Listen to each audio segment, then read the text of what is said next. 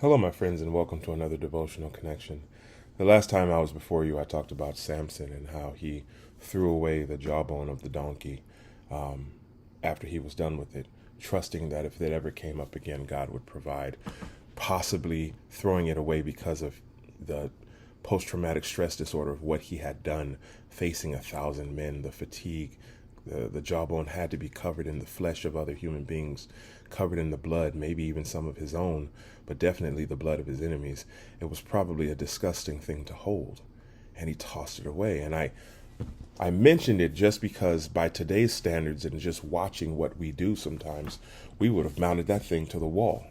It would have been a plaque. It would have been carried on a hip. It would have been a reminder to all the enemies, don't make me get my jawbone. And I thought, sometimes we uphold the thing too much and not uphold the God who allowed Samson to do that and who was with him to take down the enemies of God's people. And I thought about it a little bit, and I thought, well, what about David? When David slew Goliath, the Bible says he carried that head for a while. And matter of fact, when he was older and he was on a mission for the king, he didn't have weapons with him, and he goes to the temple trying to find anything to use to fight with, and he found, and as it 1 Samuel 21, verse 8, he talks to Amalek and says, look, there's no weapons here, but the priest tells him that the Goliath, the Philistine, who you struck down in the valley, his sword is wrapped up behind the ephod. If you want it, take it, because there is nothing else to fight with. And from that point on, he carries the sword of a giant. Now, that had to be an odd thing to see. That had to be an odd thing to see as an enemy of David's, that, yeah, the story is true. Look at him carrying the sword. But the thing is, not once did David ever uphold the sword as if the sword itself was the thing that won the victory. It did not become King Arthur's sword, where if you pull it from the stone, you become the king and the sword will win the day. It's not something of myth and legend. It's a footnote and a reminder of what God had done. But God is the main character in the story. Don't forget that David was the one that it was written about, that he's a man after God's own heart. Not that he's just like God, but that he pursues God. When he's doing good, when he messes up, he doesn't run away. He doesn't hide. He pursues after God, and he chases down his heart. It's funny because when you look at the stories of the Bible, you have to think that David, being who he was, a shepherd boy who was now trained to be a military man and one heck of a fighter, carrying the sword of a giant, you begin to wonder if Jesus, God did something and put his hand on him to carry that sword into battle and swing that sword that was made for a possibly 9'9" man.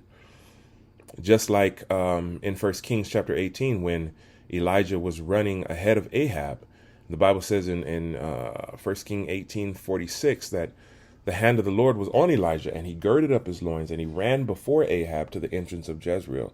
God actually touched Elijah, and he outran a king on chariot. And that's funny to me. I imagine the king looking at him going by like, what in the world? We have our first superhero. He's on Zoom speed. He's the Flash. I think the kids... Flash, yeah, I think that's one of the superheroes of today. Don't ever forget that Jesus says in John 14:6, I am the way, the truth, and the life. It's not the thing that got you here. It's me. Over in 2 Kings 18, Hezekiah had to destroy the bronze serpent that was used to heal the children of Israel. Everybody who looked upon it was healed from the bites that they were suffering because of their disobedience, their punishment. But when the people started to burn incense to it and began to worship the thing, King Hezekiah had it destroyed, because it's not the thing that we worship. It's not the thing that made us great. It's God himself. It's not our past that makes us great. It's not what we've done. It's not our degrees on the wall. It's not our plaques. It's not the things that God has blessed us with that makes us great. It's him who made us great. It's him who put us in this position, because he alone is the great one. And we have to remember that. And when we put our eyes towards buildings, we put our eyes towards things, we put our eyes towards blessings that are given, it's not those things, it's him that our eyes should be on. David carried Goliath's sword, but never do you hear him holding the sword up as the thing that won him the day. Never do you hear him holding the sword up as the thing that got him victories. It was always God. And he lamented when he turned his back or did something out of pocket. Even when he cut a piece of Saul's tunic, he was distraught over what he had done because he had touched one of God's anointed, and he knew he was in the wrong. We have to remember who's in charge. We have to remember who we look to for everything, even if David didn't have Goliath's sword. With God, he's the majority in any battle. All you need is God. Not the thing, not the blessing, not the history, not the pedigree. All you need is God. And when we focus on him, victory in all things is ours. I can do all things through Christ who strengthens me. Talk to you again soon.